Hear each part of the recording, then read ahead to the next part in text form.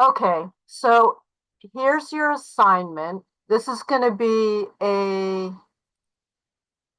2 week, and actually for you guys, it will be 3 weeks because we have another holiday coming up, President's Day. Um, so you've got lots of time to do this, time to catch up if you haven't caught up yet. Um, I would like for those of you that still haven't submitted your outside flats, I want to see those before you do your interior of your garments. It's really important because there's no point if I have issues with what your silhouette looks like. Anyway, moving forward, so what you're going to be doing, it's, let me shove this over a little bit.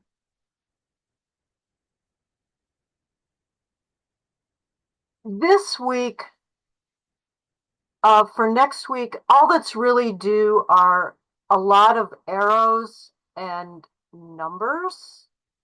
And the numbers are going to correspond to an Excel chart. And I'll get into that. Um, and ideally, what you will hand in next week, no matter what this says, is are the flat interior, exterior flats with all the arrows and the numbers. And then it would also be helpful if you submit, and then you can submit it as Excel, as an Excel page, how you have changed this, customized it to what you measured. So all these arrows correspond to measurements. And this is an important part of the spec sheet because it lets the factory where you're sending it know measurements of what you want, since you are probably not sending them pattern pieces. So all of these correspond to what's on that Excel. So week 3 on your flattened Illustrator on a separate layer, that's really important. Indicate measurements using colored strokes that have arrowheads with a numbering system that will match back to the Excel document. If you don't have Excel yet, you can, you're able to get it for free from Otis. And in one of, there's a demo that Francis walks you through on how to get it. Um, so it's one of the demos. Week 3 and week 4 are both together in one assignment area. So week 3, I want to see lots of arrows, and I would love to see your custom Excel chart. So that's a little bit different from what Francis says in the demo for week 3. Any questions before I keep going? All right. So this is my sample of weeks 3 and 4 on what Shihang did a few years ago. And so eventually you're going to move your Excel chart into Illustrator, but don't do that this week. Wait until 2 weeks from now on the 24th. However, I would love to see what you come up with in the Excel chart itself. Because you might be, especially you guys with more casual jackets, it's going to be different from all the different things here. So I'm going to walk you through what's on this one, and I have put a screenshot of these 2 pages in the nest for you instead of the one that Francis had put, because it's a little bit different.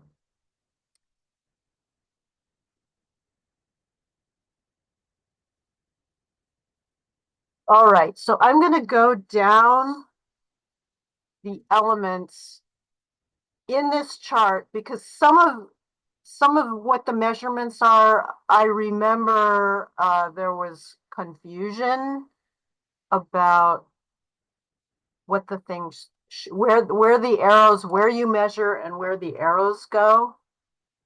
So and as we go through things, I will show you how to delete if it's something that you don't have on your flat. So we're going to start with this tailored jacket. A few of you do have tailored jackets. The neck drop would be from the neckline, not from the top of the collar.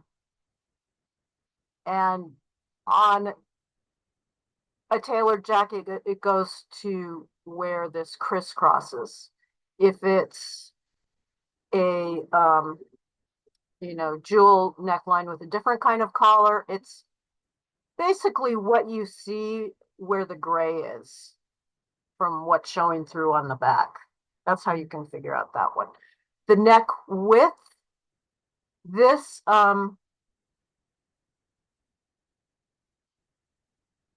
this was measured at the top. That is fine, or you can measure it on the neck here. If your flat is all the ways, if you've got like a extended collar with the zipper going all the way to the top, you could have this number 2, or actually back to number 1. So number 1, if you have what I would call a barrel collar that sticks up, you could have it floating in space on the front from where the actual neckline, not the top of the collar. I hope that makes sense. Okay, so all these numbers match the numbers here. And then you can change the colors of the numbers when you get over to Illustrator. You don't have to do it here.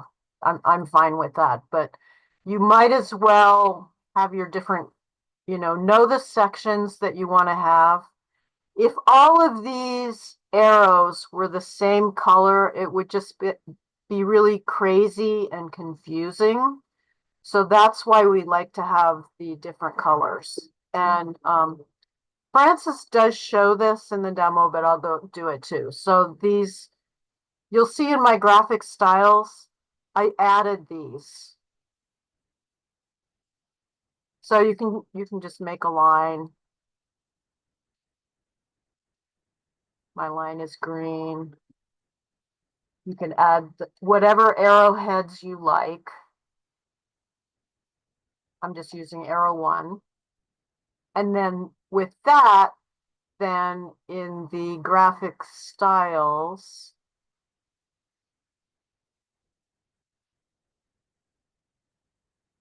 I'm doing option and clicking on the plus so that I can type the name of the graphic style. So it's green arrow 2.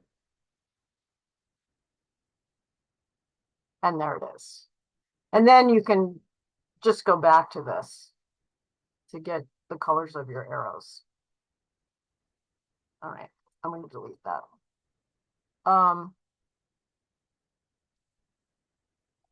Now, this person did not put their arrows in a separate layer. Don't make that mistake, please. Put it in a separate layer. Easier to deal with. All right, moving along. So the shoulder length is this seam, the shoulder seam. Across the shoulder is from across this way. And that one, there you can see here there is a front and a back. So you want the front measurement. You'll put this, why did he put 5 there? Across back. Oh, okay. You could keep both those numbers a 4 because it's front and back, or you can make 2 separate entries. Anyone just go ahead and unmute yourself and ask if you have a question. Don't be afraid of interrupting me. Okay. The length. Now, in the demo, I don't think Francis even demos it, but what I want is the high point shoulder is the neck where the shoulder seam meets the neckline. And I want you to go all the way down to the bottom. Some of the instructions have it going to the chest, and I believe that any measurements that go to some amorphous thing without a seam line, it's like, well, where is that? Where exactly is that? So I think it's better to do the full from high point shoulder all the way down to the hem for number 6. So 6A is from high point shoulder. B is center front and center back. So I think here is center back. Where is 6A?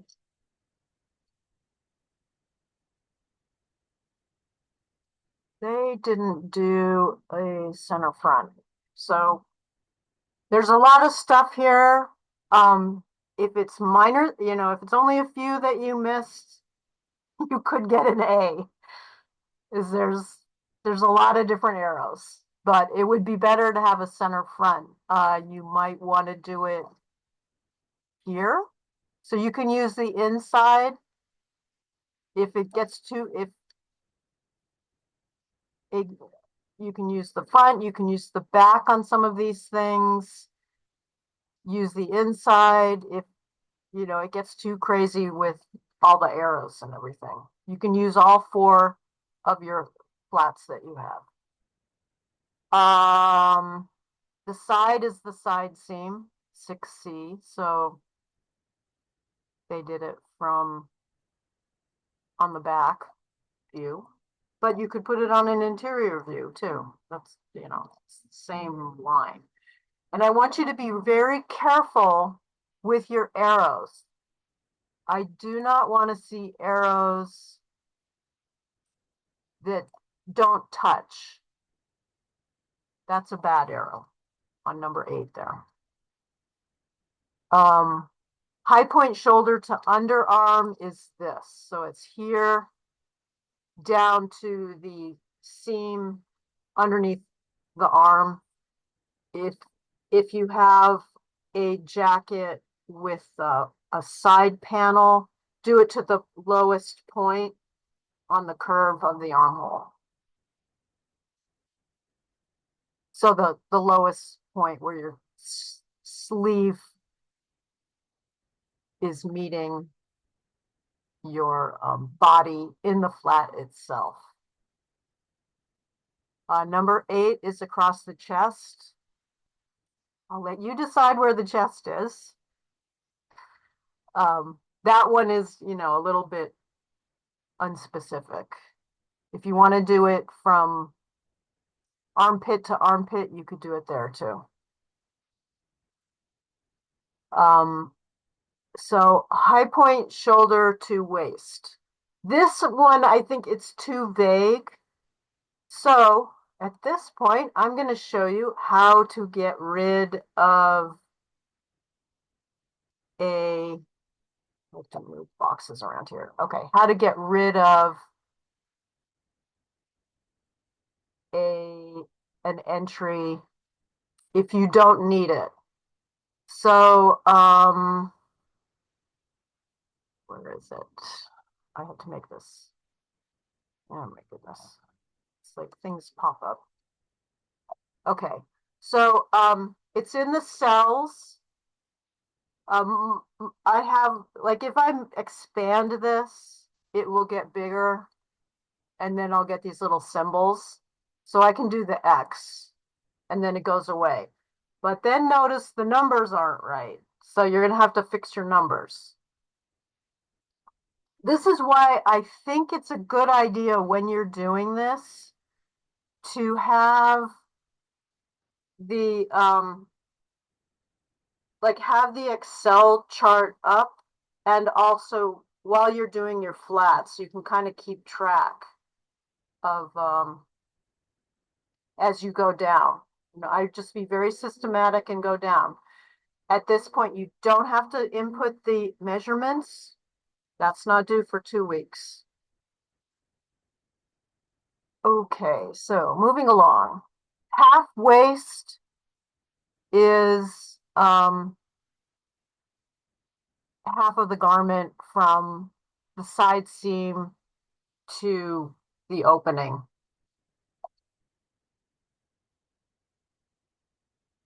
The bottom edge opening, also called the sweep, is the entire measurement of the hem. And this one, you see how I have this ellipse? Or yeah. So that you could make that making an oval, and then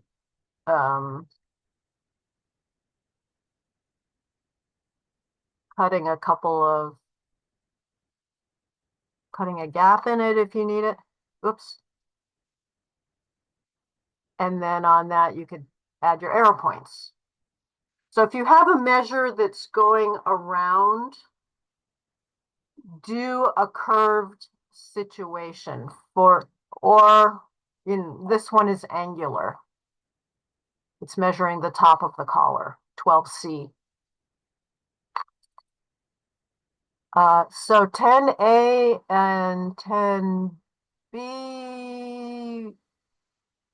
So this was the gap. 10B is the gap in between. So that was probably hopefully added. Let's see, 10B. Front gap. That was something not on the form. So if you need to add something, along with using the formatting stuff up at the top of Excel, and yours will probably look different. I have like an ancient version because I'm too cheap to give Bill Gates the new subscription to Word and Excel. Okay, so there's insert. And insert will always go above something. So aim your, it's like I want it to go above armhole. I want it to be here. And then front gap, what this one was. Okay, moving along. So armhole circumference. So that one is going all the way around the armhole, and here it is. So see again, there's a curvy arrow. That lets me know you're measuring around to, in this case, around to the front. I think this is a good one to put on the back because there's so much going on already, you know, on the front. So that's just a tip. Okay, collar width. So on the collar, and some people confuse this. The width is this way. So it's the opposite of the body of the flat. The width is this way and the length is horizontal on the collar. So on this one, it's 12. And they used the collar flipped up. Additional collar things, the point. So this is the point on the collar here. And on a tailored jacket with the collar flipped up, it's really easy and clear what those things are. So that is the collar point. The top collar length is this somewhat triangular looking arrow. And then 13 is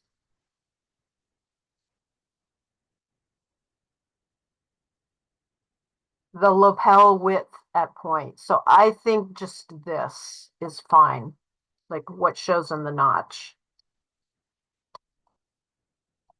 I mean, if you decide differently of lapel and collar, just as long as it's clear, I'm fine with that. The lapel gap is this. The space between the point on the collar and the point on the lapel. That one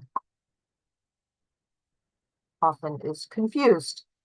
The sleeve. So the sleeve length, this is the overarm on the outside measure. And here's the underarm. You can also, there's another space for if you have a sleeve panel, there's another measure. If you have a sleeve panel, still go from that armpit bottom point on the armscye and go down to the hem. Next, upper sleeve width, that is the bicep, okay? So you can go from the armpit across if you want.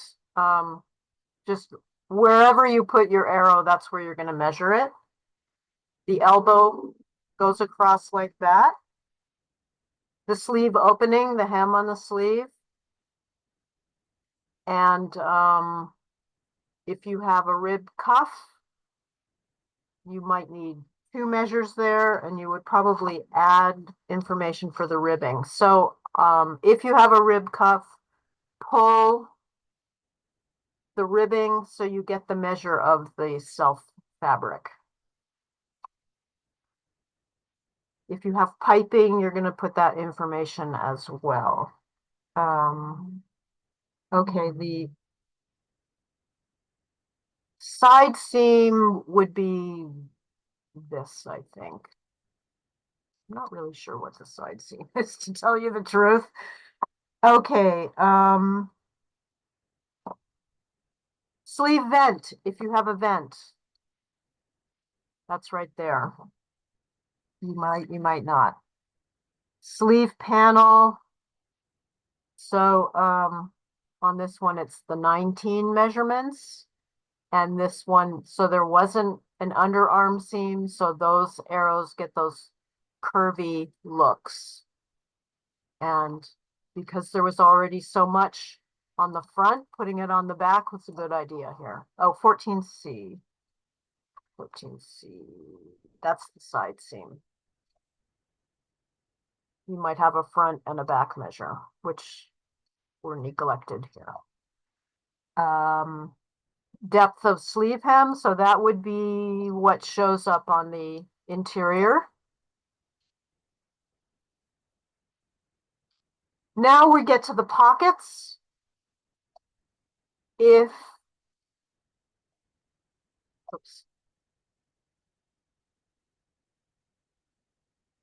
your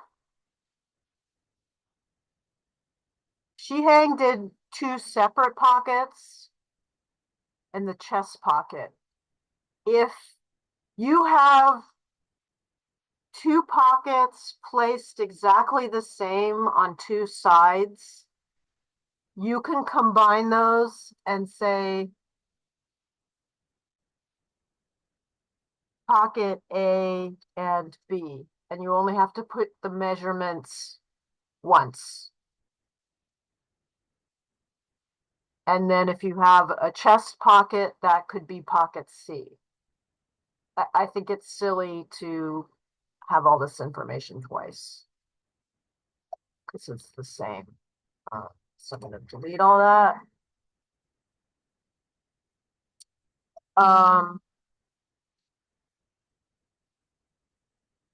So let's see. There are also some so additional things that are not in the default version of the chart that you're getting. Any measurements for the inside, the lining, button placement. Be more specific. So you're going to do